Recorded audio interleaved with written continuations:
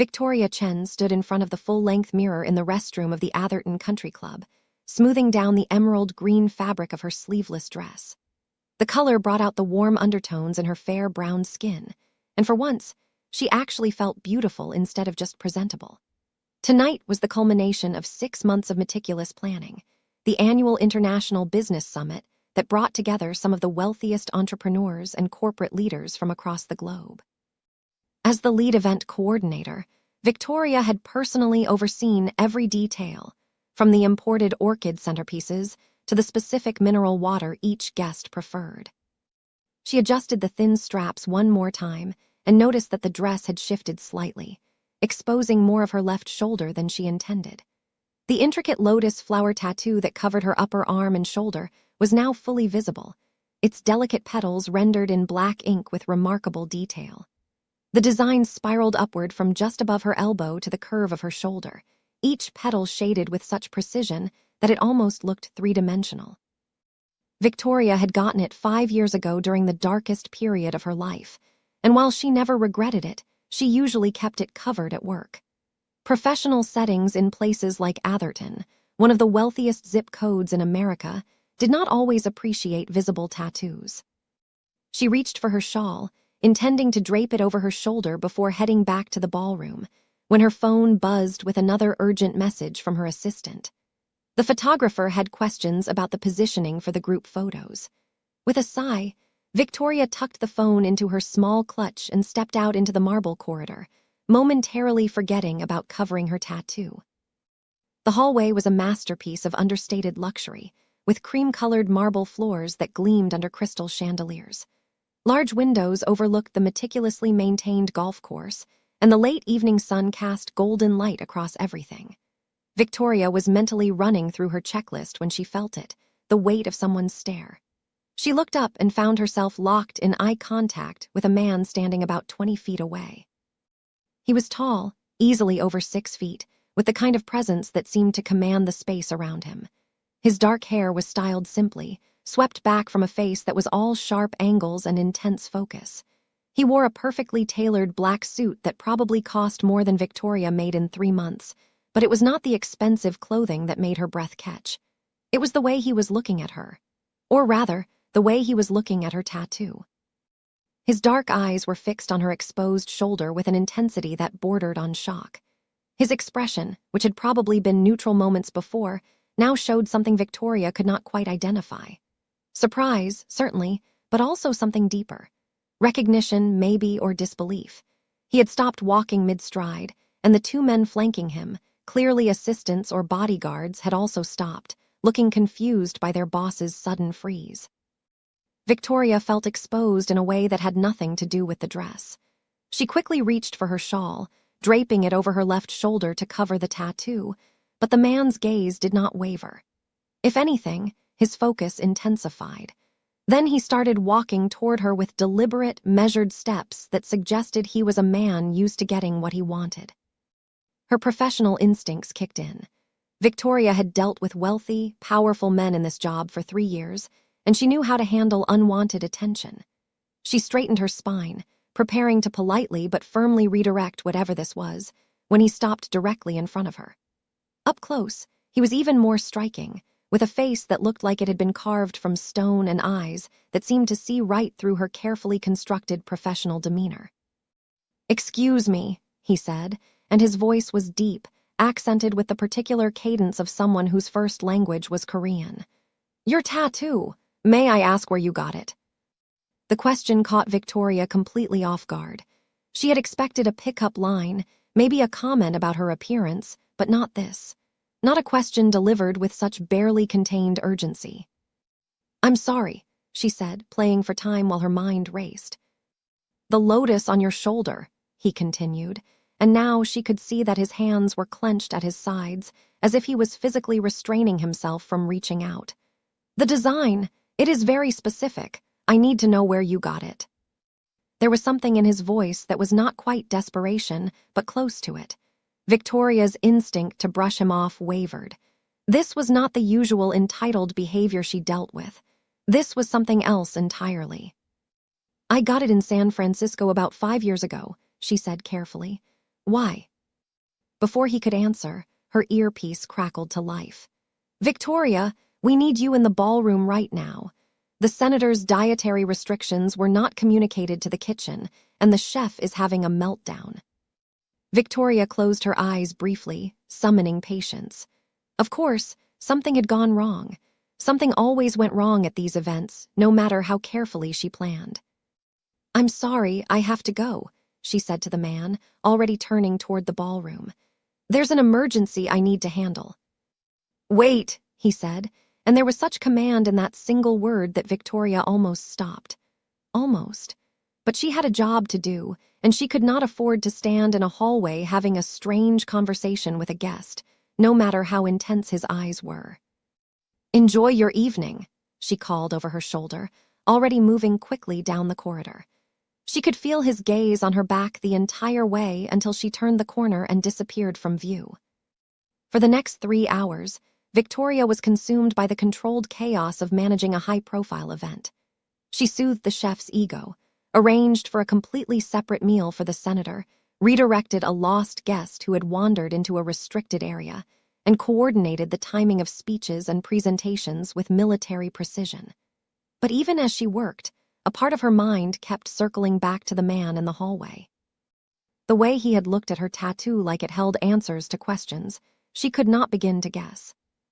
During a brief lull while the keynote speaker delivered his address, Victoria stood at the back of the ballroom, scanning the crowd to ensure everything was running smoothly. Her eyes found him almost immediately. He was seated at a table near the front, surrounded by other expensively dressed individuals who were clearly important players in whatever business he conducted. But while everyone else at his table was focused on the speaker, his attention kept drifting around the room, searching. When his eyes found hers across the distance, Victoria felt an electric jolt run through her. For a moment, neither of them looked away. Then one of his companions said something to him, breaking the spell, and Victoria forced herself to focus back on her job. By the time the event concluded at 11 o'clock, Victoria was exhausted. She supervised the initial cleanup, ensured the night crew knew their tasks, and finally collected her coat and purse from the staff room. Her feet ached in her heels, and all she wanted was to go home to her small apartment in Palo Alto, take off this dress, and sleep for 12 hours. She was walking through the now-quiet corridor toward the employee exit when she saw him again. He was standing near the main entrance, clearly waiting. When he spotted her, he straightened and began walking in her direction. Victoria's heart rate picked up, though she could not have said whether it was from anxiety or anticipation. "Miss," he called out, "please, I apologize for approaching you again, but this is important." Victoria stopped, every instinct telling her to keep walking, to maintain professional boundaries. But that same something in his voice made her stay. "I'm sorry, but I don't even know who you are," she said, which was true. She had memorized the names and faces of the most important guests, but she had been so busy that she had not identified everyone. "My name is Kang Dongwoo," he said, and even if Victoria had not recognized the name, the way his assistants flanked him at a respectful distance made it clear he was someone significant. "I am the CEO of Kang Enterprises International. We manage shipping logistics and private security consulting operations across Asia and North America." Victoria nodded, trying to place where she had seen that company name, probably on the guest list somewhere. "Okay, Mr. Kang. I still don't understand why my tattoo is so important to you." Dongwoo glanced at his assistants and said something in rapid Korean. They immediately stepped back, giving them privacy. When he looked back at Victoria, his expression had shifted into something more vulnerable. "The lotus design you have is not just any tattoo," he said quietly. "It is rendered in a very specific traditional Korean style that is extremely rare. The artist who created that particular technique was my grandmother's younger brother. He left Korea 40 years ago and severed all contact with our family. I have been trying to find him for the past decade, and 2 years ago, I learned that he had passed away in California. I have been searching for anyone who received his work, hoping to understand why he left and what his life was like after." Victoria's mind reeled. The old man who had given her this tattoo, who had changed the trajectory of her entire life with his quiet wisdom and refusal to accept payment, had been this man's great uncle. "He passed away," she whispered. She had never gone back to the shop after that night, too caught up in rebuilding her life, but she had always assumed the old man was still there, still helping lost souls find their way. 2 years ago, Dongwoo confirmed. "I am sorry if you knew him and I have delivered bad news." "I only met him once," Victoria said, "but he changed my life." The look Dongwoo gave her was so intense it almost hurt. "Would you be willing to tell me about it? Please. I do not make a habit of tracking down strangers, but this is important to me in ways I cannot fully explain." Victoria looked at this powerful, wealthy man who was asking, not demanding, for her time and her story. Every reasonable part of her brain said to decline politely and go home.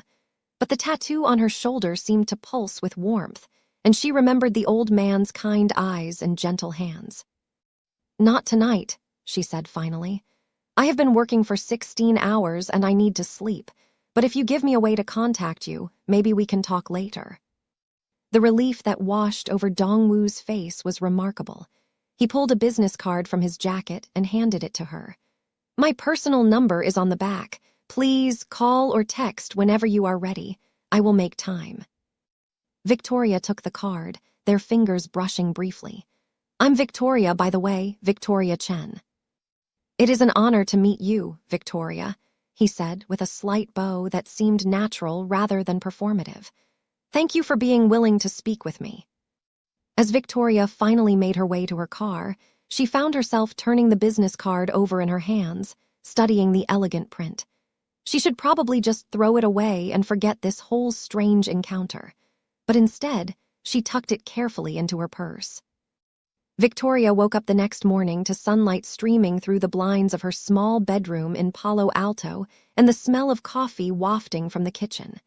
She stretched, feeling the pleasant ache of tired muscles, and checked her phone.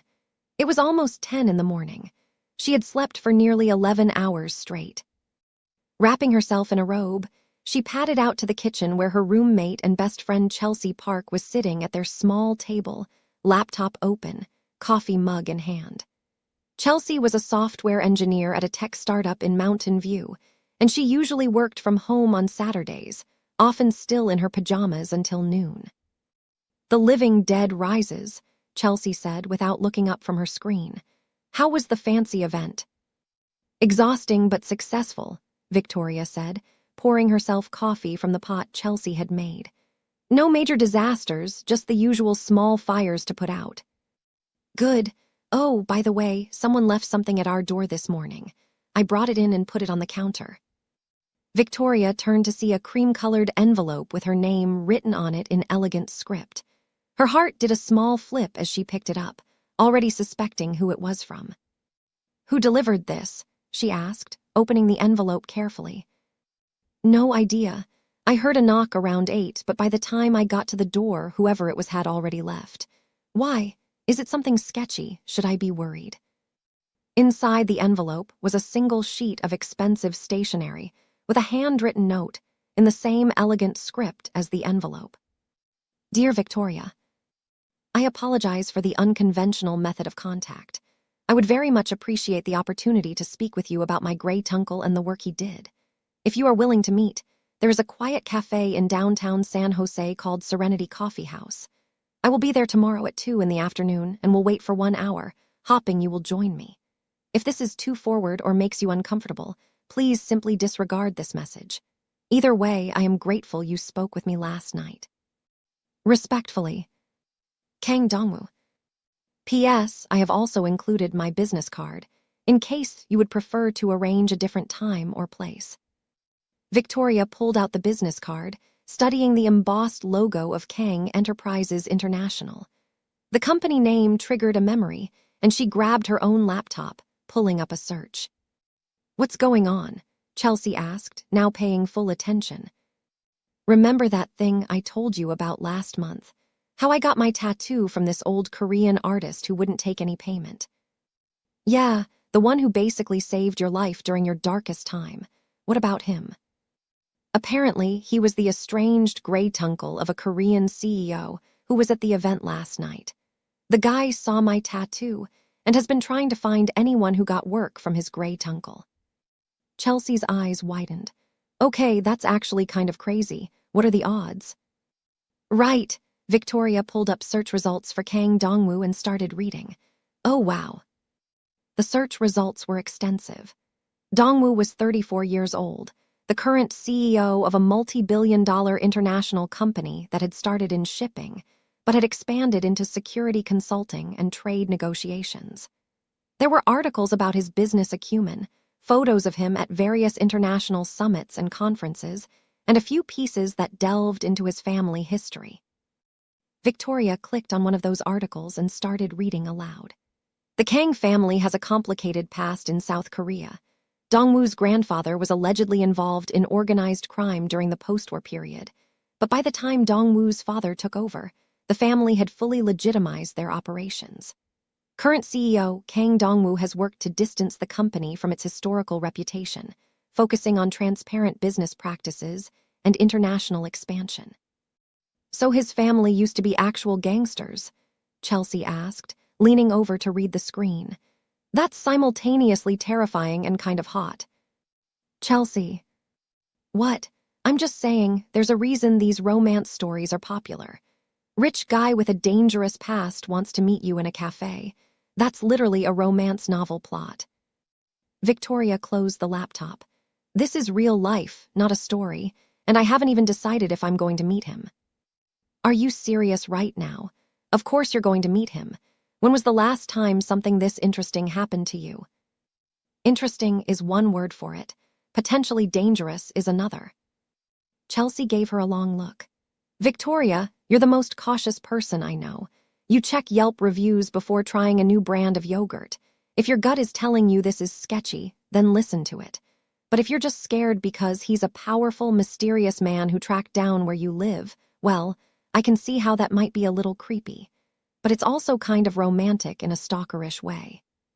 You're not helping. I'm never helpful, but seriously, it's a public cafe in the middle of the afternoon. What's the worst that could happen? If he turns out to be weird, you leave. If he's genuine, maybe you get some closure about the old man who helped you. And if he's hot and single, well, that's a bonus. Victoria spent the rest of the day debating with herself. She went for a run through the neighborhood, hopping the exercise would clear her head. She did laundry, cleaned the apartment, and meal prepped for the week. But her mind kept circling back to the note and the memory of Dongwoo's intense eyes fixed on her tattoo. By Sunday morning, she had made her decision. She would go to the cafe, but she would set boundaries. 1 hour, public place, no promises of anything beyond a single conversation. She dressed carefully in jeans and a light sweater that covered her tattoo, pulled her hair back in a ponytail, and drove to San Jose. Serenity Coffee House was located in a nice part of downtown, a cozy establishment with large windows and an artistic vibe. Victoria arrived 10 minutes early and sat in her car, watching the entrance. At exactly 1:55, a sleek black car pulled up, and Dongwoo stepped out. He was dressed more casually than at the event, in dark jeans and a black sweater that somehow made him look younger and less intimidating, though no less commanding. He entered the cafe alone, and Victoria waited another 5 minutes before following. When she walked in, she spotted him immediately. He was sitting at a corner table by the window, and he stood the moment he saw her, his face transforming with relief. "Victoria," he said as she approached, "thank you for coming. I was not certain you would." "I almost didn't," she admitted, sitting down across from him. Up close, in natural daylight, she could see details she had missed the other night. He had a small scar above his left eyebrow, and his eyes were not pure black but a very dark brown. There were faint shadows under those eyes, suggesting he had not been sleeping well. "I appreciate your honesty," Dongwoo said, sitting back down. "And I appreciate your time. Can I get you something to drink? Coffee, tea?" "Green tea, please." He signaled the server and ordered her tea and a black coffee for himself. Once the server left, an awkward silence settled between them. Victoria could see him searching for the right words, trying to figure out how to begin. Your note said you wanted to know about your gray tuncle, Victoria prompted. Yes, Dongwoo said, looking grateful for the opening. But first, I want to apologize again for the way I approached you at the event. I know it was inappropriate and probably unsettling. And showing up at your home was even worse. I am not usually so. Forward. Then why were you this time? Because I have been looking for any trace of my great uncle for 10 years, Dongwoo said simply. He disappeared from Korea before I was born, and my family never spoke about him. I only learned of his existence when I was in college and found old family photos hidden in my grandmother's things. When I asked about him, she became very upset and refused to discuss it. She died 5 years ago without ever telling me why he left. The server brought their drinks, and Victoria wrapped her hands around the warm cup, studying Dongwoo's face. His pain was evident, the kind of deep-rooted ache that came from unanswered questions and family secrets. I spent years searching, he continued. I hired investigators, followed every lead, and finally traced him to San Francisco. By the time I found the location of his tattoo shop, he had been gone for 2 years. The building had been sold, his belongings disposed of. It was like he had been erased. So you have been looking for his work instead, Victoria said, understanding now. Yes, the lotus design he created was unique to him. My grandmother had one on her shoulder, which is how I recognized it on you immediately. She told me once, before she knew I was asking about her brother, that the lotus represented second chances, rising from the mud to bloom clean and beautiful. Victoria felt a chill run down her spine. Those were almost the exact words the old man had used with her. He said something similar to me, she said quietly. Dongwoo leaned forward slightly. Will you tell me about it, please? I need to understand what kind of man he became after he left. Victoria took a sip of her tea, gathering her thoughts. She had never told this story to anyone except Chelsea, and even then, she had left out the darkest parts. But something about Dongwoo's raw honesty made her want to be equally honest. 5 years ago, I was in the worst place I had ever been in my life, she began. My mother had just died after a 4-year battle with early-onset dementia. I had spent those years taking care of her while trying to work whatever jobs I could find. I lost my scholarship to college, lost all my savings, lost most of my friends who got tired of me never being available.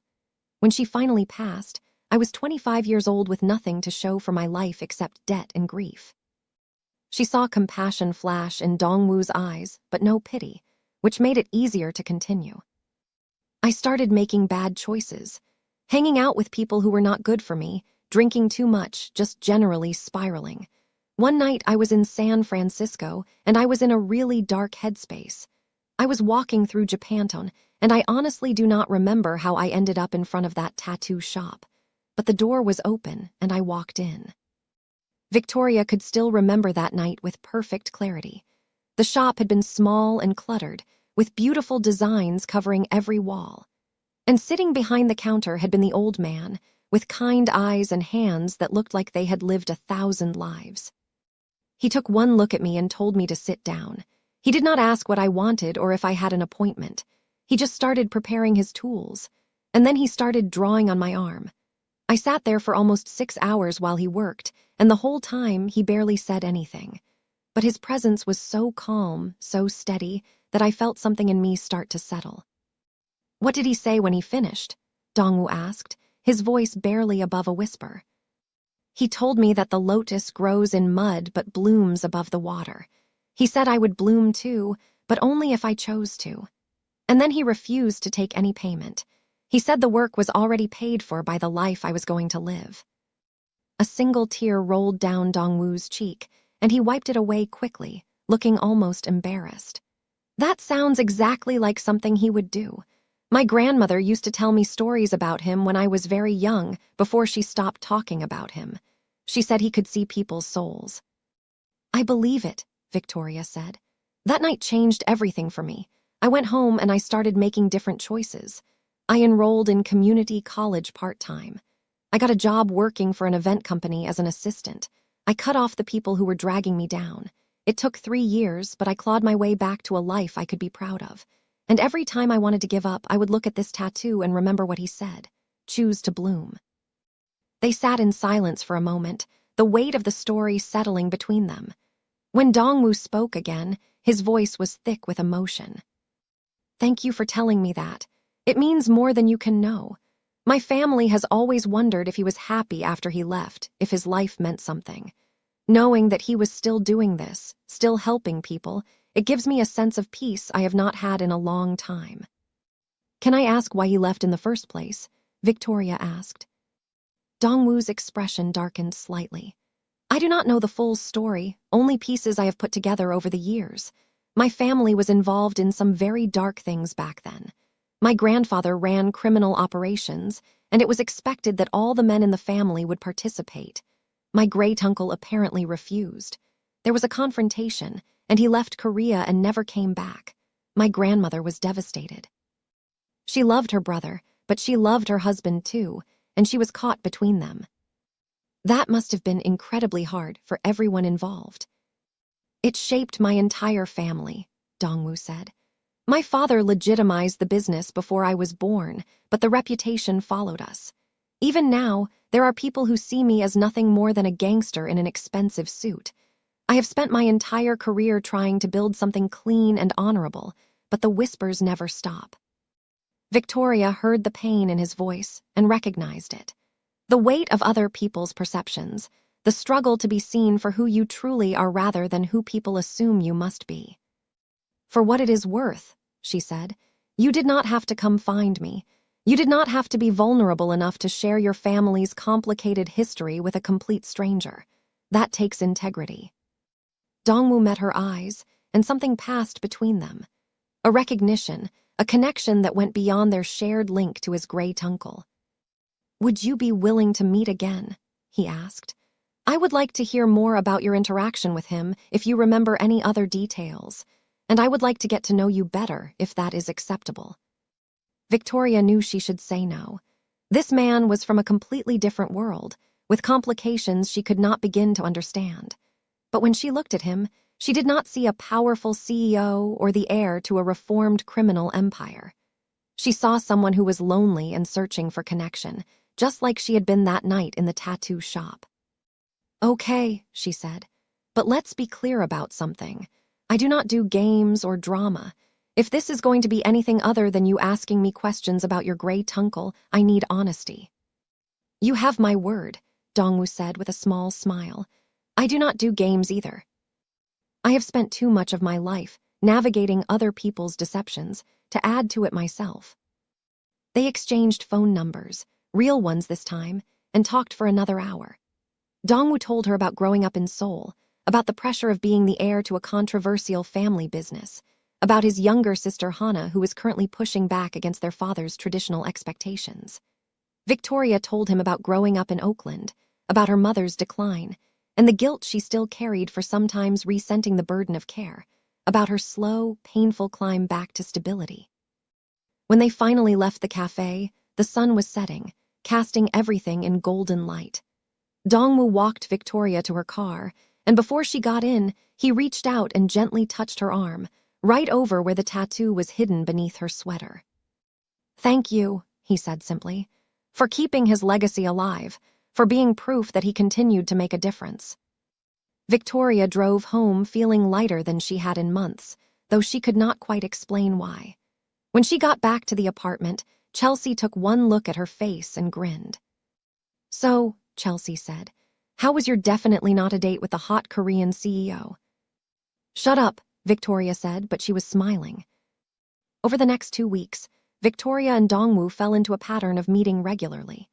He had extended his stay in California, explaining to Victoria that he needed to finalize some business deals in the area anyway, though she suspected he was making excuses.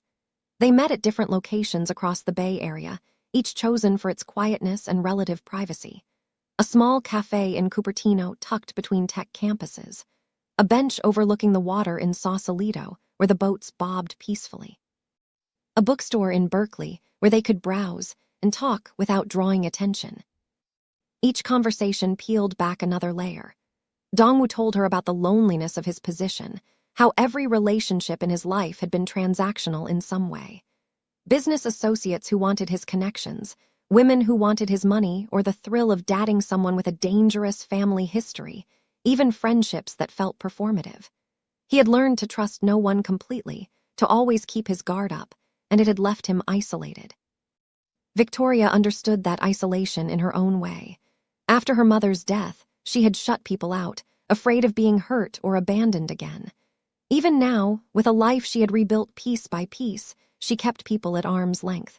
Chelsea was her only truly close friend, and even Chelsea did not know all of Victoria's scars.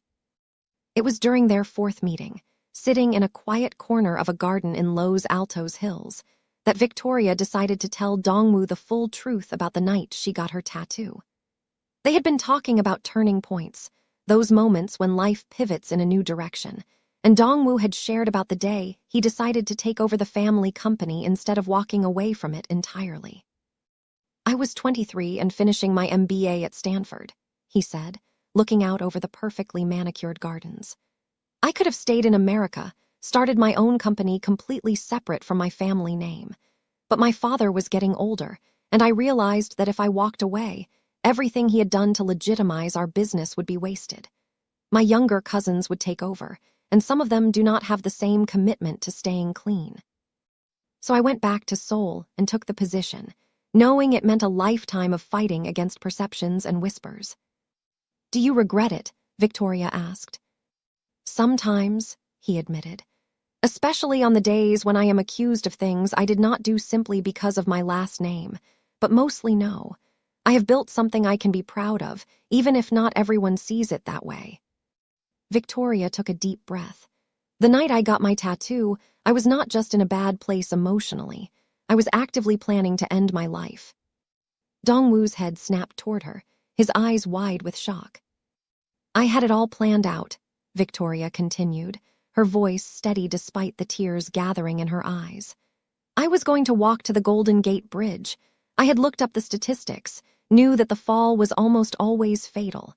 I was in Japantown because I was working up the courage to get on the train that would take me there."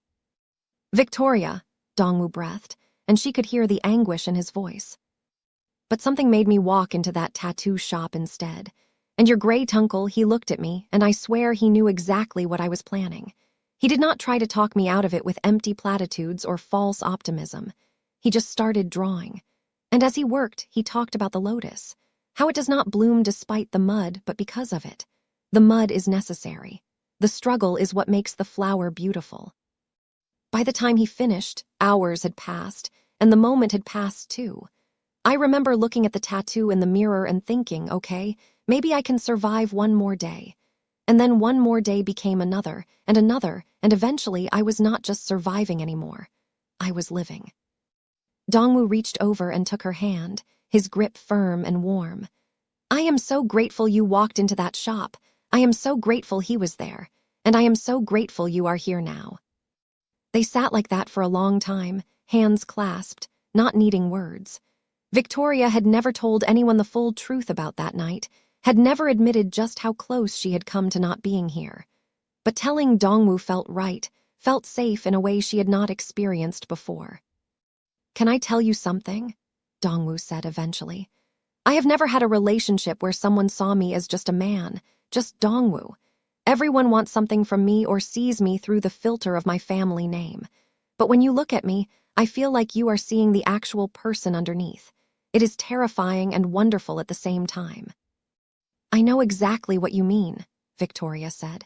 "After my mother died, people either pitied me or admired me for being so strong, but nobody just saw me. They saw the tragedy or the triumph, never the messy, complicated person in between." That afternoon marked a shift in their relationship. The conversations became more personal, more vulnerable. Dongwoo told her about his sister Hana, who was 23 and currently fighting their father's attempts to arrange a marriage for her with the son of another prominent Korean family. He told her about the pressure he felt to produce an heir, to marry someone acceptable to the family's traditional values, and how much he resented that his personal life was treated as another business transaction. Victoria told him about the guilt she carried for sometimes wishing she could have had those 4 years of her life back, for resenting her mother's illness even while she loved her desperately. She told him about the night terrors she still sometimes had, dreams where she was back in that hospital room watching her mother fail to recognize her own daughter. She told him about the complicated relationship she had with success, how every achievement felt fragile, like it could all be taken away at any moment. They discovered they had more in common than their connection to his great uncle. Both had been shaped by loss and responsibility. Both had built protective walls around themselves. Both were lonely in ways they had learned to hide from the world. It was during their 5th meeting, walking along the beach in Half Moon Bay, that Dongwoo reached for Victoria's hand again. This time, it was not a gesture of comfort but something more intentional. He laced his fingers through hers, and when she did not pull away, he smiled. It was the first genuine, unguarded smile she had seen from him, and it transformed his entire face.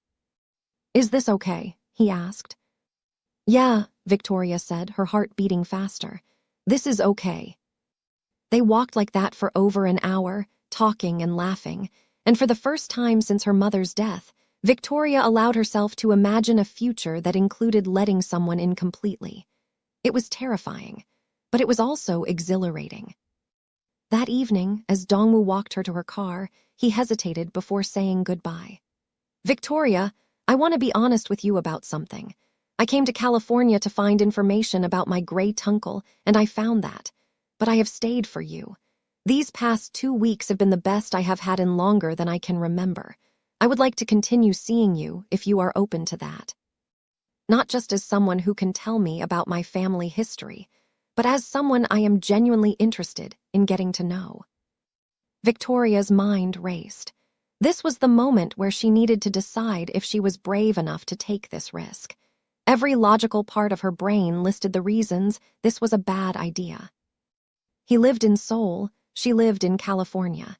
He came from enormous wealth and complicated family dynamics. She was still paying off debt and rebuilding her career.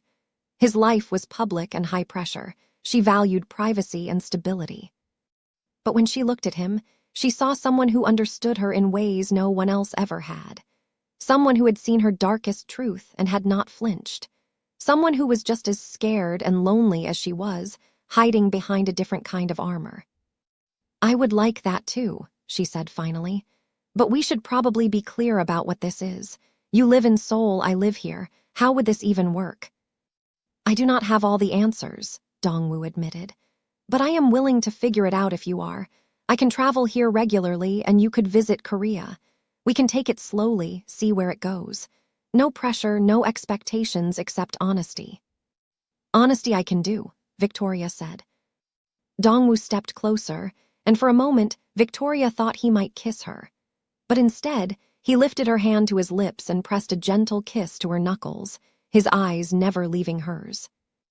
"Thank you for giving this a chance," he said softly. "For giving me a chance." As Victoria drove home that night, her hand still tingling from his kiss, she felt something she had not felt in years. Hope. Not the fragile, desperate hope of someone just trying to survive, but the strong, steady hope of someone ready to truly live. When she got home, Chelsea was waiting with wine and questions. Victoria told her everything, and Chelsea listened with growing excitement. "So you are dating a Korean CEO with a reformed crime family background and a connection to the man who saved your life," Chelsea summarized. "Girl, your life has become a whole romance drama." "It is not that dramatic," Victoria protested, but she could not help smiling. "Not that dramatic? Victoria, this is literally the plot of every romance story I have ever read. Rich, mysterious man with a dangerous past falls for the strong, independent woman with a tragic backstory. There is probably going to be conflict and misunderstandings and some big dramatic gesture before you end up together. This is real life, not a story." "Real life can be dramatic too," Chelsea pointed out. "Just promise me you will be careful. I know you like him, and honestly, from everything you have told me, he seems like a good guy. But his world is really different from yours. Just keep your eyes open." "I will," Victoria promised. Over the next week, Victoria and Dongwoo continued to see each other almost daily. He took her to an exclusive restaurant in Los Gatos where they had a private room, and she tried Korean food she had never experienced before. She took him to her favorite taco truck in San Jose and laughed at his surprised delight when he tasted real California street tacos for the first time. They went to a concert in San Francisco, walked through art galleries in Palo Alto, and spent a quiet afternoon at a botanical garden in Woodside. With each date, Victoria felt her walls coming down a little more. Dongwoo was patient and thoughtful, never pushing for more than she was ready to give. He asked questions and actually listened to the answers. He remembered small details she mentioned in passing. He made her feel seen in a way she had almost forgotten was possible. It was during a dinner at Dongwoo's hotel suite in Menlo Park that things shifted to another level. He had arranged for a private chef to prepare a meal combining Korean and American cuisines, and they ate on the balcony overlooking the city lights. After dinner, they sat on the couch, and somehow Victoria ended up tucked against his side, his arm around her shoulders. "I have to return to Seoul in 3 days," Dongwoo said quietly. "I have been putting off meetings and delegating as much as I can, but there are things that require my physical presence." Victoria had known this was coming, but hearing it still made her chest tighten. "I understand. How long will you be gone?" "Probably 2 weeks, maybe 3. But Victoria, I want to make something clear. This is not me leaving and disappearing. I will call you every day if you want. Video chats, messages, whatever you need to feel connected. And I will come back as soon as I can." "I do not want to be the reason you neglect your responsibilities," Victoria said. "You are not. I am choosing to make you a priority. There is a difference." He turned slightly so he could look at her directly. "I have spent my entire life putting the company first, putting my family's expectations first. For once, I want to put what I want first. And I want this. I want you." Victoria's breath caught. "Dongwoo." "You do not have to say anything back," he said quickly. "I just needed you to know. These past few weeks with you have made me happier than I have been in years, maybe ever. You make me want to be brave enough to build a life that is mine, not just the one I inherited." Victoria reached up and touched his face, feeling the slight stubble on his jaw. "I want this too. It scares me how much I want this, but I am tired of making decisions based on fear." Dongwoo leaned down and kissed her, gentle and questioning at first, then deeper when she responded. Victoria melted into him, all her defenses finally crumbling completely. When they finally broke apart, both were breathing hard. "I am falling in love with you," Dongwoo whispered against her lips. "I know it is too soon to say that, but it is true." "It is not too soon," Victoria whispered back, "because I am falling in love with you too." They spent the rest of the evening wrapped up in each other, talking and kissing and making promises about the future. When Dongwoo finally drove Victoria home well past midnight, she felt like she was floating. The next 3 days passed in a blur of stolen moments. Dongwoo had to start handling business again, preparing for his return to Seoul, but he made time for Victoria every day. They had breakfast together, lunch when his meetings allowed, and dinner every evening. On his last night in California, he gave her a gift, a delicate necklace with a small lotus pendant made of white gold. "So you will have a reminder," he said as he fastened it around her neck, "of the mud we both came from and the way we chose to bloom anyway." Victoria touched the pendant, tears in her eyes. "I love it, I love you." "I love you too," Dongwoo said, pulling her close. 2 weeks and I will be back, I promise." At the airport the next morning, their goodbye was bittersweet. Victoria watched his plane take off, touching the lotus pendant at her throat, and hoped that the distance would not change what they had built. She had no way of knowing that in just a few days, everything would fall apart. The first week of Dongwoo being back in Seoul was exactly what he had promised. He called Victoria every morning her time, which was late evening for him. They video chatted for at least an hour every day, talking about everything and nothing. He sent her photos of Seoul, of his office view, of the food he was eating. She sent him photos of her day, of events she was coordinating, of the Bay Area sunset. The distance was hard, but it felt manageable. Then, on day 8, everything changed. Victoria was at work, putting final touches on a corporate retreat setup in Santa Clara, when her phone rang with a video call from Dongwoo. It was only 2 in the afternoon California time, which meant it was 6 in the morning in Seoul, way earlier than he usually called. "Hey," she answered, immediately noticing the tension in his face. "What is wrong?"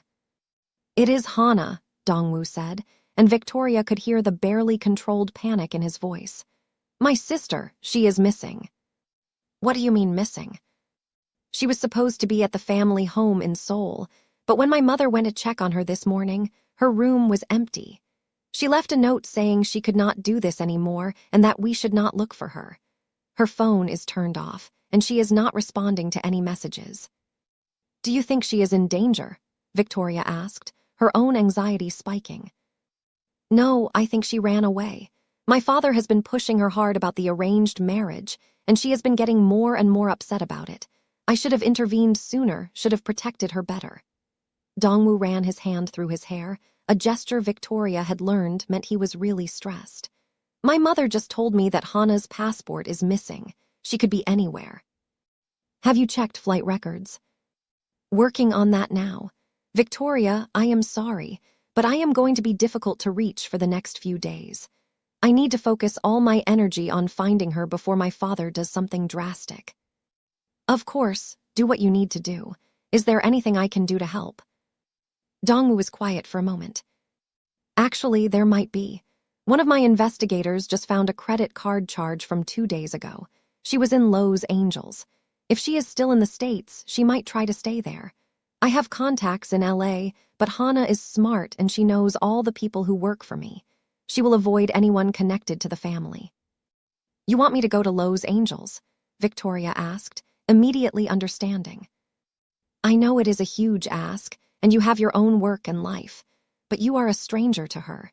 If you could go there and help my people search, maybe check places a young Korean woman might go, it could make a difference. I will cover all your expenses, and I will owe you more than I can ever repay." Victoria thought about her schedule. She had 2 events this week, but her assistant could handle them. This was important. Hana was important to Dongwoo, which meant she was important to Victoria. "Send me the details," she said. "I will drive down today." The relief on Dongwoo's face was immediate and intense. Thank you so much. I will have my assistant coordinate with you about hotels and anything else you need. And Victoria, please be careful. Hana is not dangerous, but she is desperate, and desperate people can be unpredictable." 6 hours later, Victoria was checking into a luxury hotel in Beverly Hills, one of the wealthiest neighborhoods in Los Angeles. Dongwoo's assistant had arranged everything, including a rental car and a list of potential locations where Hana might be. Victoria had also been sent a photo of Hana, a beautiful young woman with delicate features and sad eyes. The search began immediately. Dongwoo had investigators covering the obvious places, high-end hotels and restaurants, places where a wealthy young woman might feel comfortable. He wanted Victoria to check the less obvious locations. Coffee shops in Koreatown, bookstores, art galleries, places where someone trying to blend in might hide. For 2 days, Victoria drove all over Los Angeles, from West Hollywood to Santa Monica to Venice Beach. She showed Hana's photo to baristas and shop owners, asking if anyone had seen her. Most had not, or if they had, they were not saying. It was frustrating and exhausting, but Victoria kept going, driven by the memory of Dongwoo's desperate voice on the phone. On the 3rd day, Victoria got a tip from a bookstore owner in Long Beach. A young Korean woman matching Hana's description had been coming in every afternoon for the past few days, always buying books and sitting in the corner reading. The owner remembered her because she had recommended several Korean literature titles that they did not stock. Victoria staked out the bookstore, and sure enough, around 2 in the afternoon, Hana walked in. She was dressed simply in jeans and a hoodie, looking nothing like the daughter of a wealthy family. Victoria waited until Hana had settled into her usual corner before approaching. "Hana Kang," she said quietly. Hana's head snapped up, fear flashing across her face. She stood quickly, ready to run, but Victoria held up her hands in a peaceful gesture. "I am not here to drag you back," Victoria said quickly. "Your brother sent me, but only because he is worried about you.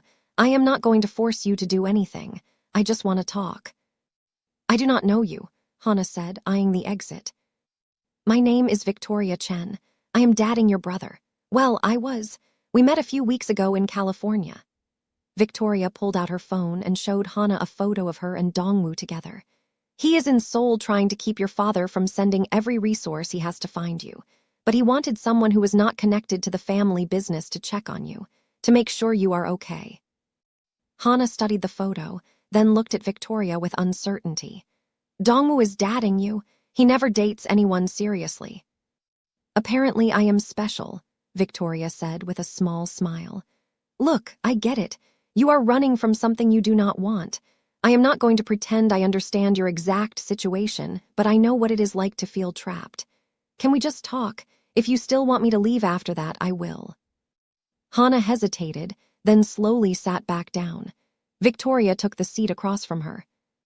How did you find me? Hana asked. Credit card records and a lot of walking around showing your picture to people. You are pretty good at disappearing, but you left a few traces. My father's going to be so angry. From what Dongwoo has told me, your father is already angry, but Dongwoo is trying to protect you. He called off your engagement. Hana's eyes widened.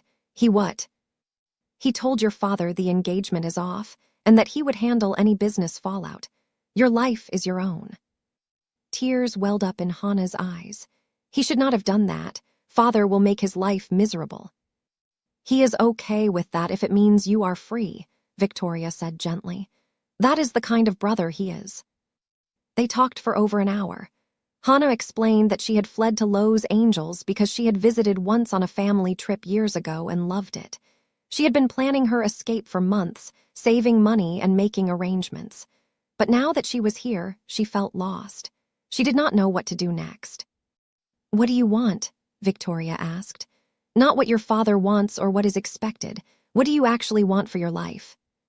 I want to study literature, Hana said immediately. I want to go to graduate school and maybe teach someday. I want to choose who I love if I love anyone at all. I want to make my own decisions. Then you should do that, Victoria said. But running away is not the same as moving forward. Running is just fear in a different location. She told Hana an abbreviated version of her own story, about losing control of her life and finding it again. About the difference between running from pain and running toward something better. Your brother fought to legitimize your family business. He fights every day against people's perceptions. He is not running, he is building something new while honoring where he came from. You can do the same thing. You can stand up and claim the life you want, but do it honestly. Do not hide. Demand your freedom. Hana broke down crying, all the fear and stress of the past weeks pouring out. Victoria moved to sit beside her, putting an arm around the younger woman's shoulders and letting her cry. When Hana finally composed herself, she looked at Victoria with red-rimmed eyes. Will you help me talk to Dongwoo?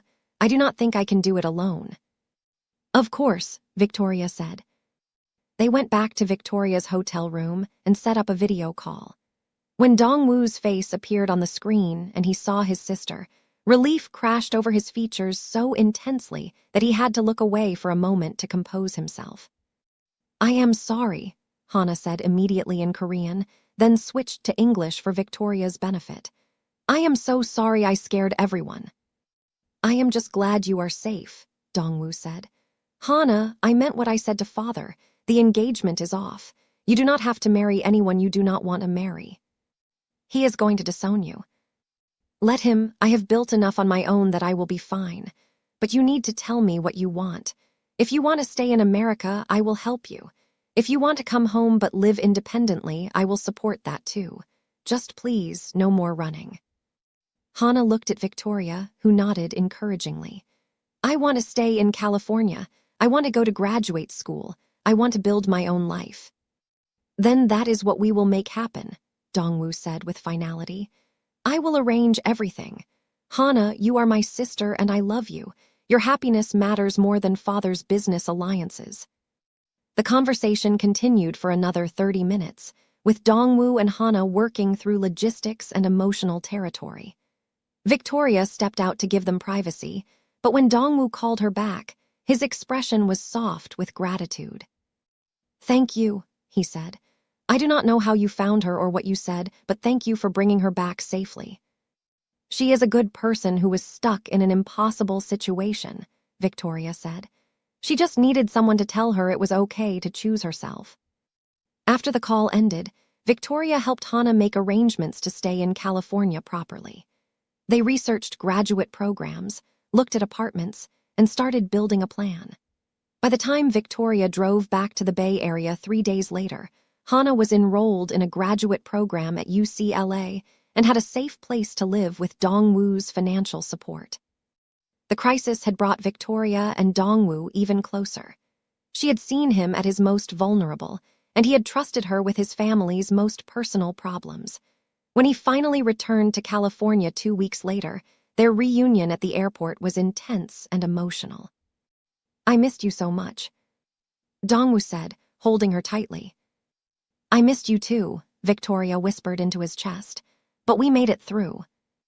"We did," he agreed, "and we will make it through whatever comes next." Victoria believed him. She had no idea that the biggest test of their relationship was just around the corner. Life settled into a new rhythm over the next month. Dongwoo split his time between Seoul and California, spending 2 weeks in each location. When he was in Seoul, they video called daily, and when he was in California, they spent nearly every evening together. Victoria met more of his associates and started to understand the complexities of his business world. Hannah became a regular part of their lives, often joining them for dinners and slowly transforming from a scared runaway into a confident graduate student. Victoria felt happier than she could remember being in years. Her career was thriving. She had coordinated several high-profile events that led to more prestigious clients. Her relationship with Dongwoo deepened every day, built on trust and genuine affection. For the first time since her mother's death, she allowed herself to believe that good things could last. Then Caleb showed up. Victoria was at work, setting up for a tech company's product launch in Mountain View, when someone called her name. She turned and felt ice flood her veins. Caleb Morrison stood there, looking exactly like he had 3 years ago when he had left her financially ruined and emotionally devastated. Same charming smile, same expensive casual clothes, same air of confidence that had once fooled her into thinking he was someone worth trusting. "Victoria," he said, approaching with his arms out like he expected a hug. "Wow, you look amazing. It has been too long." "Not long enough," Victoria said coldly, taking a step back. "What do you want, Caleb?" "Hey, I know I messed up before," he said, his smile faltering slightly. "But I have changed. I have been in therapy working on myself. I wanted to find you and apologize properly, maybe make amends." "I do not want your apology, and I definitely do not want you anywhere near me. I spent a year paying off the debt you left me with. You do not get to just show up and act like we are old friends." I know. I was a horrible person back then, but I am different now. I have a good job, I am stable. I just want a chance to prove I have changed." "I do not care if you have changed," Victoria said flatly. "I have moved on with my life and you are not part of it. Please leave." Caleb's expression hardened slightly, the charm cracking to show something uglier underneath. "I heard you are dating someone new, some rich Korean guy. Guess you traded up, huh?" "My personal life is none of your business. Leave, Caleb. I am working." "Fine," he said, putting his hands up. "But I am not giving up. I owe you a real apology, and I am going to make sure you get it." He walked away, and Victoria stood there trembling with anger and old fear. Chelsea had warned her years ago that Caleb was a manipulator, but Victoria had been too lonely and vulnerable to listen. By the time she finally ended things, he had maxed out credit cards in her name, borrowed money from her friends that he never repaid, and left her emotionally shredded. She pulled out her phone and called Dongwoo, needing to hear his voice. He answered immediately, as he always did when she called. "Hey, is everything okay? You sound upset." Victoria told him about Caleb showing up, and she could hear Dongwoo's anger even across the distance. "Do you want me to have someone deal with him?" Dongwoo asked. "Not violently," he added quickly. "Just make it clear that he needs to stay away from you." No, I can handle Caleb. He is a coward. He will not actually do anything. If you are sure. But if he bothers you again, please tell me. I do not like the idea of anyone making you uncomfortable. They talked for a few more minutes until Victoria felt calmer. She finished her workday and went home, trying to put Caleb out of her mind. She succeeded for the most part, until 2 weeks later when everything exploded. Victoria was having lunch with Chelsea at a restaurant in Palo Alto when her phone started blowing up with notifications. Confused, she opened her social media to find she had been tagged in dozens of posts. Her stomach dropped as she started reading. Someone had leaked a story to several business blogs and social media accounts, claiming that Victoria Chen was a con artist who had seduced Kang Dongwoo as part of an elaborate blackmail scheme.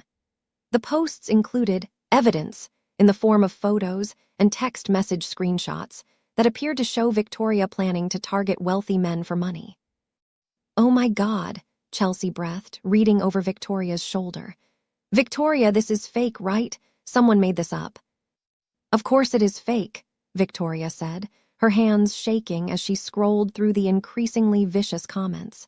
"But Caleb, this has Caleb written all over it." She was right.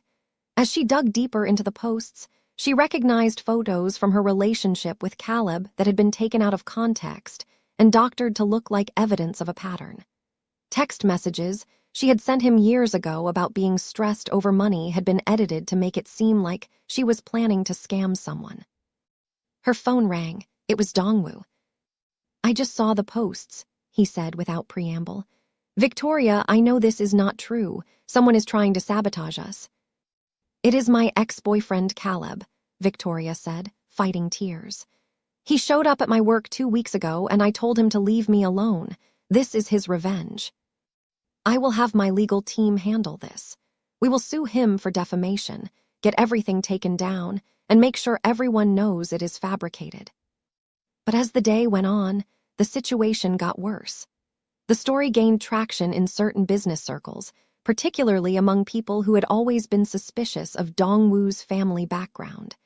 His business rivals saw an opportunity and amplified the story, adding their own speculation about Victoria being a plant sent by competitors to compromise him.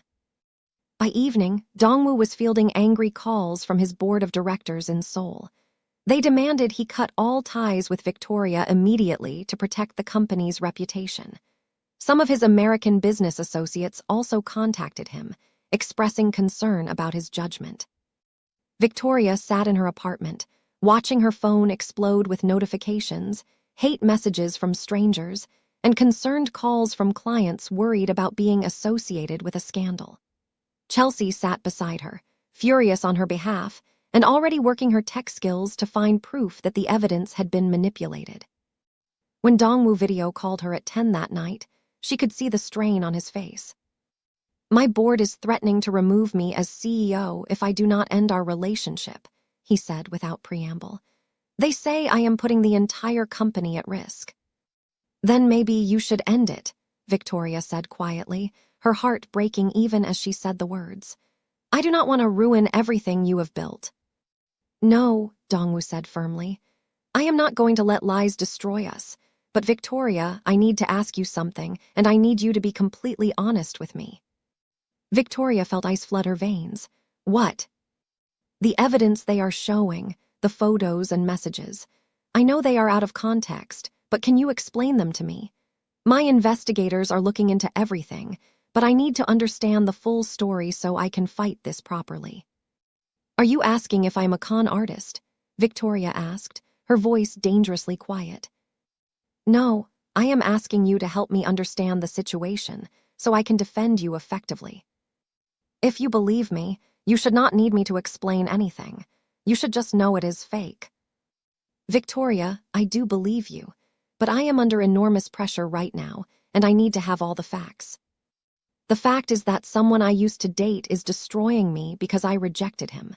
The fact is that your business rivals are using this to hurt you. And the fact is that you are sitting there asking me to prove I am not lying to you. If you cannot just trust my word after everything we have been through, then what is the point?" "That is not fair," Dongwoo said, frustration creeping into his voice. I am trying to protect you and protect us. I cannot fight this battle if you will not work with me.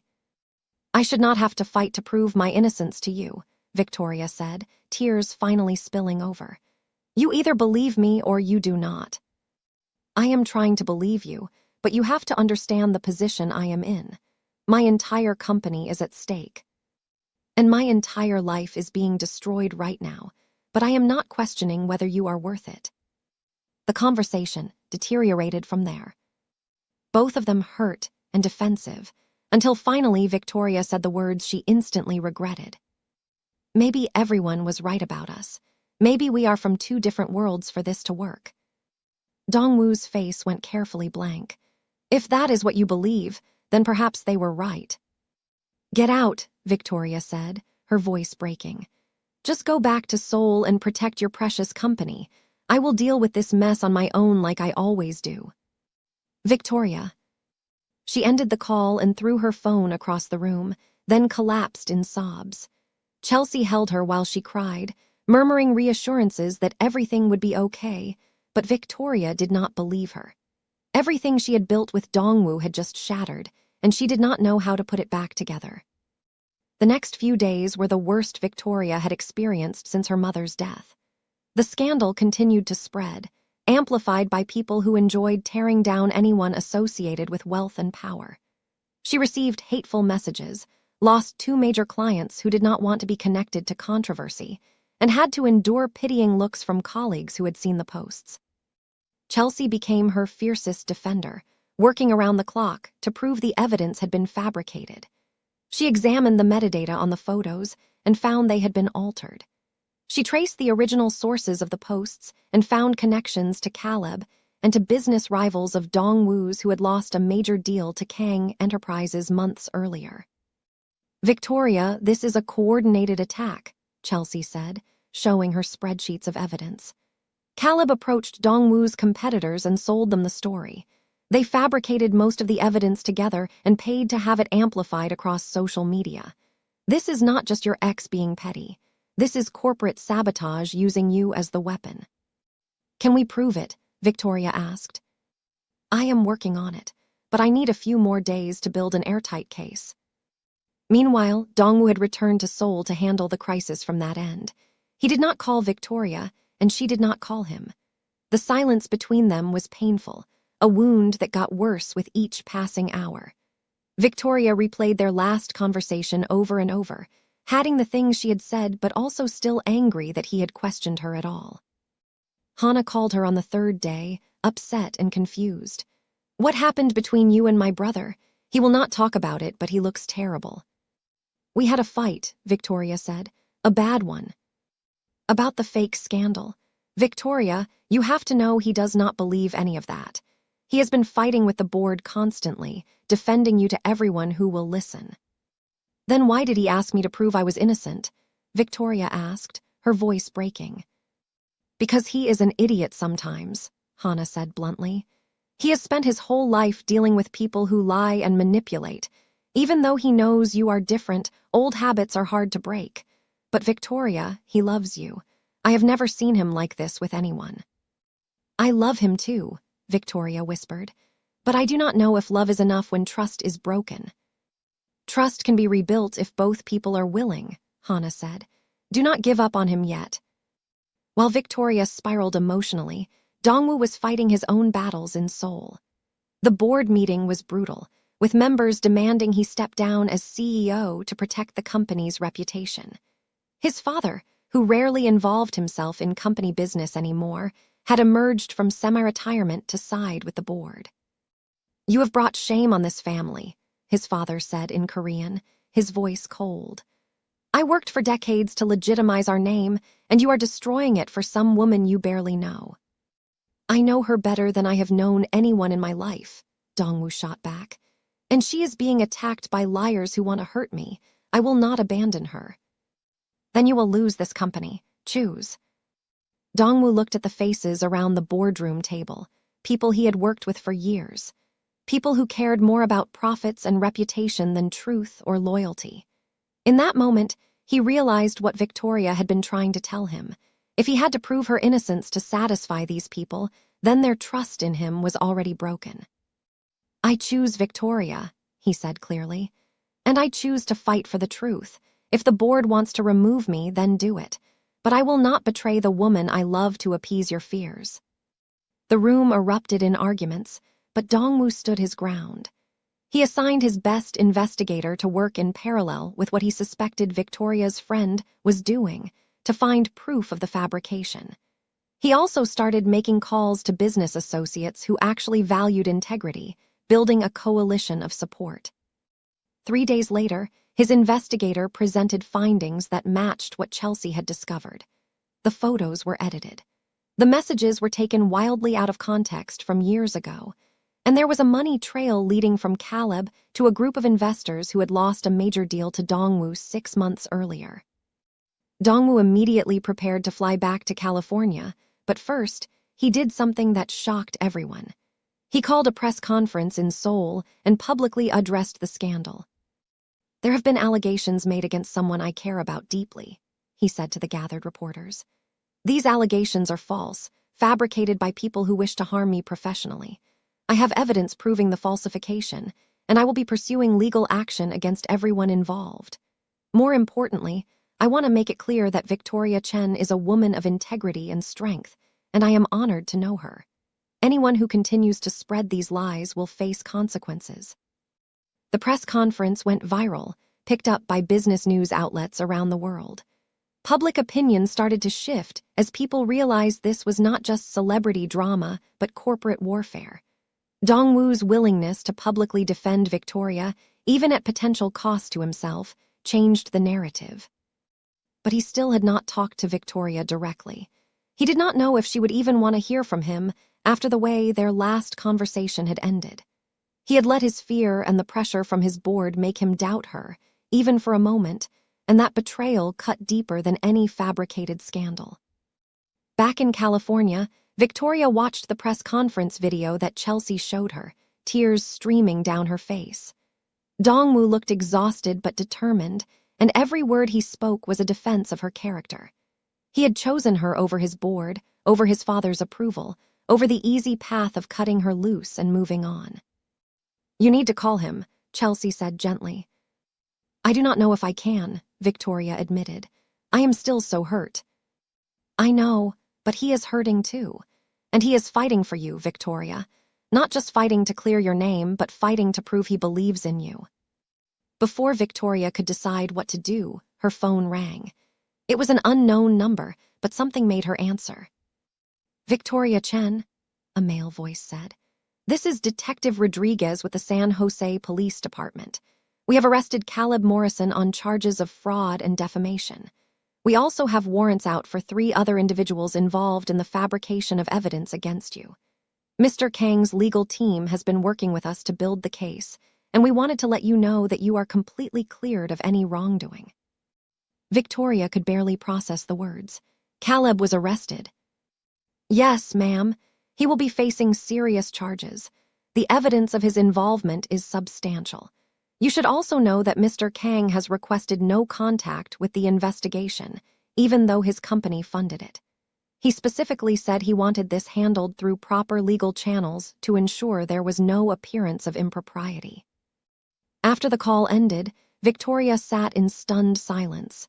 Dongwoo had used his resources to expose the truth, but he had done it carefully, ethically, making sure everything was above board. He had protected her without asking for credit or using it as leverage to win her back. Her phone buzzed with a text from an unknown number. When she opened it, she saw it was from Dongwoo's assistant. "Mr. Kang wanted you to know that all legal action is proceeding. He also wanted me to tell you that he does not expect forgiveness, but he hopes you know that he never doubted you in his heart. His fear made him ask the wrong questions, and he regrets that deeply. He will return to California in 3 days. If you wish to speak with him, he will make himself available. If you do not, he will respect your decision." Victoria read the message 3 times, her heart aching. She had been so angry at him for questioning her, but she understood now that it had not been doubt in her character. It had been fear of losing everything he had worked for, combined with a lifetime of being surrounded by people who could not be trusted. His mistake had been letting that fear speak louder than his heart, but he had corrected it. He had chosen her, publicly and without reservation. She spent the next 2 days working with Chelsea to compile their own evidence, preparing for the legal proceedings. The business blogs that had initially spread the story published retractions. The investors involved in the scheme were exposed and facing their own legal troubles. Victoria's reputation was not just restored, but enhanced. People admired her for weathering the storm with grace. But none of that mattered as much as the decision she now faced. Could she forgive Dongwoo? Could they rebuild trust after it had been cracked?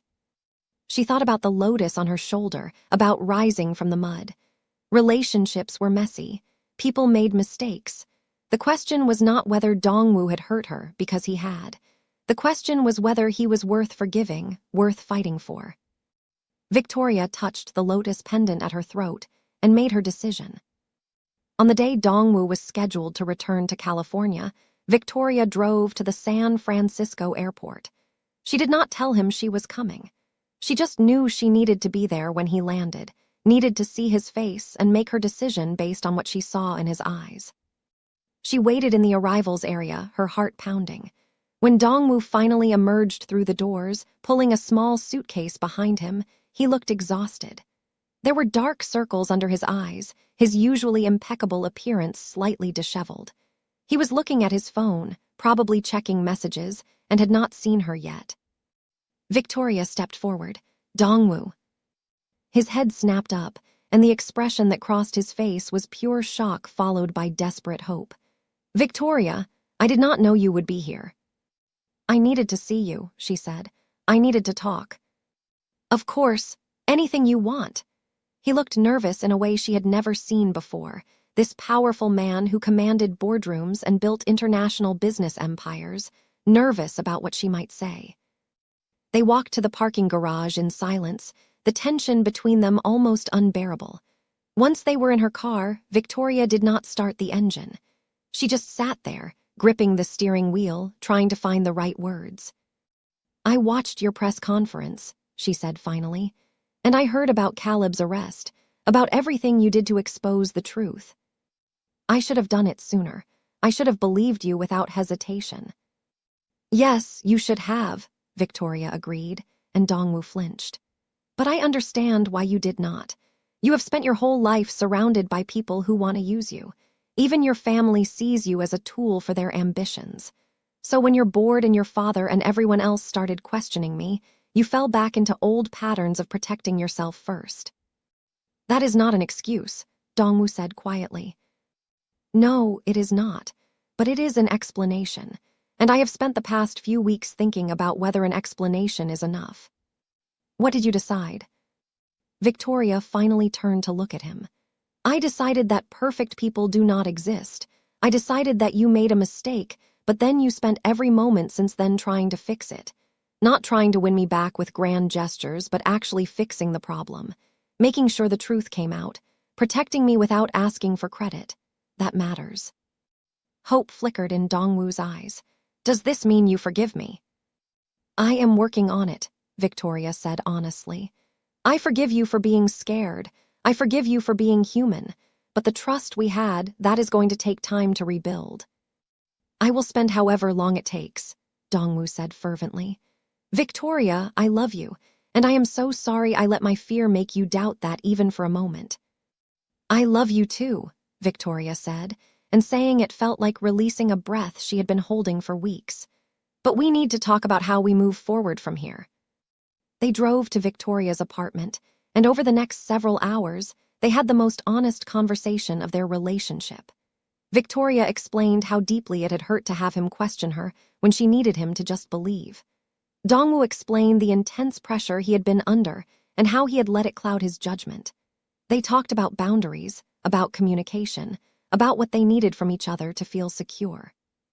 I need to know that when things get hard, you will come to me, not away from me, Victoria said. I need to know that your first instinct will be to trust me, even when outside voices are saying something different. And I need to know that you will not shut me out when you are hurt, Dongwoo countered. You ended our last call instead of fighting through the discomfort. I understand why, but we both have a tendency to protect ourselves by withdrawing. You are right, Victoria admitted. I was so hurt that I wanted to hurt you back, so I pushed you away. We are both damaged people trying to figure out how to be healthy together, Dongwoo said. But I believe we can do it if we are both willing to be vulnerable. I am willing, Victoria said. Are you? Yes, completely. They sealed the promise with a kiss, and for the first time in weeks, Victoria felt the tight knot of anxiety in her chest begin to loosen. Over the next few weeks, they rebuilt their relationship slowly and intentionally. Dongwoo made the decision to permanently relocate his base of operations to California, setting up a Kang Enterprises office in San Francisco and promoting trusted executives in Seoul to handle day-to-day operations there. It was a massive restructuring, but he did it without hesitation. My life is wherever you are, he told Victoria when she questioned whether he was sacrificing too much. I have spent my whole life building a company. Now I want to build a life. They also started creating something together. Inspired by Dongwoo's great uncle and the impact he had on Victoria's life, they established a foundation dedicated to providing second chances to people rebuilding their lives after trauma or loss. The foundation offered scholarships, job training, mental health resources, and mentorship programs. They called it the Lotus Foundation, and its logo was the same lotus design that graced Victoria's shoulder. Hana became involved in the project, using her literature studies to develop creative writing programs for participants. Chelsea helped build the tech infrastructure. Even some of Dongwoo's business associates contributed funding and expertise.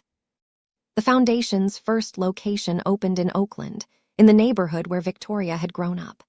The opening ceremony was emotional, with Victoria speaking about her journey from despair to hope. She did not shy away from the difficult parts, the suicide attempt that almost was, the struggle to rebuild, the recent scandal that had tried to tear her down again. She spoke about the old man who had given her a tattoo and a reason to choose life. And she spoke about how everyone deserves a second chance to bloom. When Dongwoo took the microphone after her, he talked about his great uncle, about how the man had walked away from a family legacy of violence to create beauty instead. He talked about the courage it takes to start over, to choose a different path even when it is hard. My great-uncle saw potential in people that they could not see in themselves, Dongwoo said. He gave them a mark of hope and sent them back into the world to bloom. This foundation will continue that legacy. We will see your potential. We will invest in your second chances, and we will watch you bloom. There was not a dry eye in the room. That night after the ceremony, Victoria and Dongwoo sat on the balcony of his San Francisco penthouse, looking out over the city lights. Dongwoo had his arm around her, and Victoria was tucked against his side, exactly where she wanted to be. Thank you for giving me a second chance, Dongwoo said quietly. After I messed up so badly, you could have walked away, but you chose to stay and fight for us.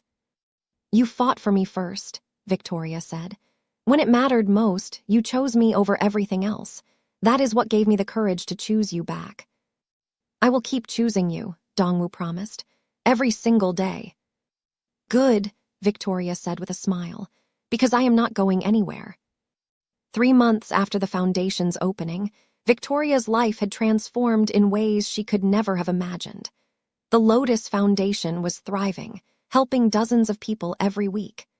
Her event planning business had not only recovered from the scandal but had grown, as people respected her resilience and integrity.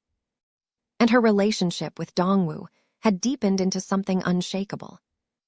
They had learned to communicate better, to voice concerns before they became resentments. When Dongwoo felt the old fears creeping in, he told Victoria instead of letting them fester. When Victoria felt herself wanting to withdraw, she forced herself to stay present and work through the discomfort. It was not always easy, but it was always worth it. One evening, Dongwoo told Victoria to dress nicely because he had a surprise. She put on a simple black dress, the kind that was elegant without being too formal, and let her hair fall in loose waves. She wore the lotus necklace he had given her months ago, which had become as much a part of her as the tattoo itself. He picked her up in his car and drove to Napa Valley, about an hour north of San Francisco. Victoria had been to Napa before for events, but she had never just gone to enjoy it. The vineyards were beautiful in the early evening light, rolling hills covered in perfectly ordered rows of grapevines. Dongwoo pulled up to a small, exclusive vineyard that Victoria did not recognize. A staff member greeted them and led them through the property to a private terrace overlooking the valley. The table was set for two, with candles and flowers and a view that took Victoria's breath away. "This is beautiful," she said, turning to Dongwoo. "What is the occasion?" "Does there need to be an occasion for me to want to spend a beautiful evening with the woman I love?" he asked with a smile. They had dinner as the sun set, painting the sky in shades of orange and pink and purple. The food was incredible, but Victoria barely tasted it. She was too focused on Dongwoo, on the way he looked at her like she was the most precious thing in his world. After dinner, as they stood at the railing looking out over the vineyards, Dongwoo took her hand. "Victoria, I want to tell you something.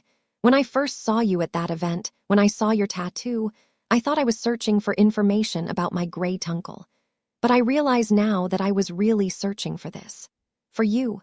For someone who understood what it means to rise from the mud and choose to bloom anyway." "Dongwoo," Victoria started, but he gently touched her lips. "Let me finish. These past months with you have been the happiest of my life.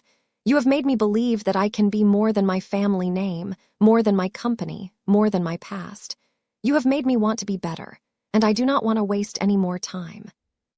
He reached into his jacket pocket and pulled out a small velvet box. Victoria's breath caught as he opened it to reveal a stunning ring. The band was platinum, set with a single perfect diamond. But what made Victoria's eyes fill with tears was the detail on either side of the diamond. Tiny lotus flowers, rendered in the exact style of her tattoo. Dongwoo got down on one knee. "Victoria Chen, will you marry me? Will you continue to choose to bloom with me through whatever mud we encounter? Will you build a life with me?" Victoria was crying now, happy tears that she did not bother to wipe away. "Yes, yes, absolutely yes." He slipped the ring on her finger and stood, pulling her into a kiss that was full of promise and joy. When they finally broke apart, both were smiling so widely it almost hurt. "I love you so much," Victoria said. "I cannot believe this is my life." "Believe it," Dongwoo said, touching his forehead to hers. "This is just the beginning." The next few months were a whirlwind of wedding planning. They decided on a small ceremony in Napa, just close friends and family. Hana was Victoria's maid of honor, and Chelsea stood beside her as a bridesmaid. Dongwoo's mother flew in from Seoul and welcomed Victoria with genuine warmth. Even his father came, though he remained somewhat distant. But the fact that he came at all was progress. The wedding day itself was perfect. They had the ceremony at the same vineyard where Dongwoo had proposed, under a canopy of flowers with the valley spread out behind them. Victoria wore a simple white dress that showed the lotus tattoo on her shoulder. Dongwoo wore a perfectly tailored dark suit and cried when he saw her walking toward him. They exchanged vows they had written themselves. Dongwoo promised to choose her every day, to trust her even when fear whispered doubt, to build a life that honored both their pasts and their future. Victoria promised to stay present even when it was hard, to believe in their love even when challenges came, to bloom beside him through all seasons.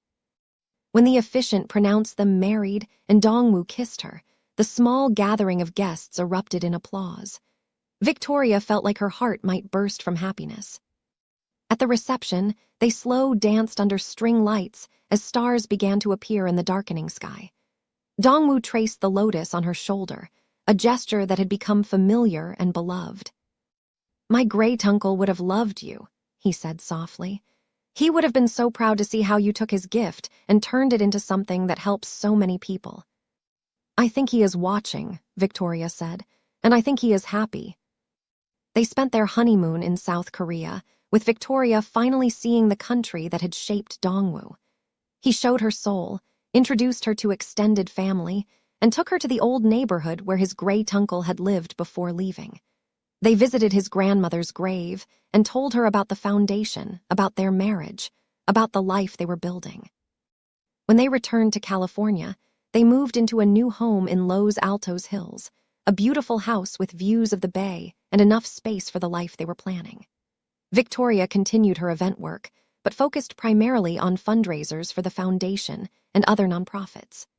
Dongwoo successfully managed Kang Enterprises from the California office, proving that it was possible to lead without sacrificing the life he wanted. 6 months after their wedding, Victoria and Dongwoo stood together at the opening of the Lotus Foundation's third location, this one in San Jose. The foundation had grown beyond their wildest expectations, helping hundreds of people in its first year. They had expanded their programs to include not just career training and mental health services, but also creative arts programs, financial literacy courses, and community building initiatives. The San Jose location was special because it included an art studio where participants could explore creative expression as part of their healing. And in that studio, one wall was dedicated to Lotus artwork created by the people the foundation had helped. Each person who completed the program was invited to create their own lotus, in whatever medium spoke to them, and add it to the wall. At the opening ceremony, Victoria stood at the microphone, looking out at the crowd of donors, participants, volunteers, and community members. Dongwoo stood to the side, watching her with pride.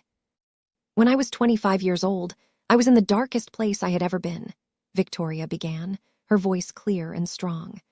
"I had lost my mother, lost my savings, lost my sense of purpose. I was planning to end my life because I could not see a way forward. But then I walked into a small tattoo shop in San Francisco, and an old man I had never met looked at me and saw potential I could not see in myself." She gestured to the lotus on her shoulder. "He gave me this tattoo and told me I would bloom, but only if I chose to. That night I chose life, and every day since I have had to keep choosing to work hard, choosing to trust people, choosing to love even when it was scary. And those choices led me here, to this beautiful life surrounded by people I love and work that matters." The Lotus Foundation exists because we believe everyone deserves the chance to choose to bloom. No matter what mud you are stuck in, no matter how dark things seem, you have the potential to rise.